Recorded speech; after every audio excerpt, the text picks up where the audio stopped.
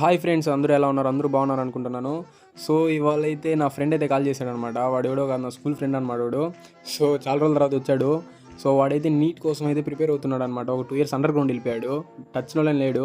So seat అయితే కొట్టాడనమాట year. సర్లే అని చెప్పి కలుద్దామని చెప్పి వచ్చాడనమాట. కడపలో వచ్చింది వాడికి సీట్ అయితే.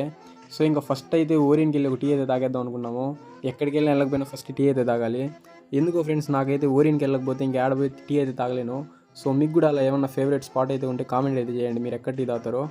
సో ఇంకా అలా అయితే ఇంకా యాడికి వెళ్ళాలని చెప్పి ఇంకా వినాయక సాగర్కి వెళ్దాం అనుకున్నాము. మన ఫేవరెట్ స్పాట్ అనమాట అది. సో మన బడ్జెట్లో అసలు బడ్జెట్ అవసరం లేదనుకోండి. సో ఇంక వినాయక సాగర్కి వెళ్దామని చెప్పి మా వాడు చాలా రోజులు అయిపోయిందంట వచ్చి వినాయక సాగర్కి. వాడికి చూసి అయితే షాక్ అయిపోయాడు. ఏంట్రా ఈ వినాయకుడు బొమ్మలని నిమజ్జనం చేసి ఇలానే వదిలేశారని చెప్పాడు. సో ఇంకేం చెప్పాలో నాకు అర్థం కాలేదు. సో ఇంకా అలా వచ్చేసాం అనమాట, 2 జేబులు చేతులు పెట్టుకొని.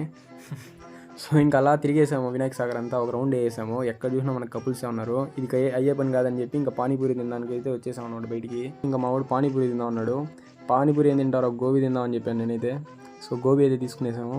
ఇక్కడైతే రైల్వే గేట్ పడిపోయింది. ఇంక ఇంటికి అయితే వచ్చేసాను. ఇంటికి వచ్చి చూస్తే మా వాడు ఏదో ఇంపార్టెంట్ పెట్టాడు అన్న క్వశ్చన్స్. మాకైతే మిడ్ ఎగ్జామ్ జరుగుతున్నాయి. సో వీడియో నచ్చినట్టయితే లైక్ చేయండి, సబ్స్క్రైబ్ చేయండి. Okay, bye friends.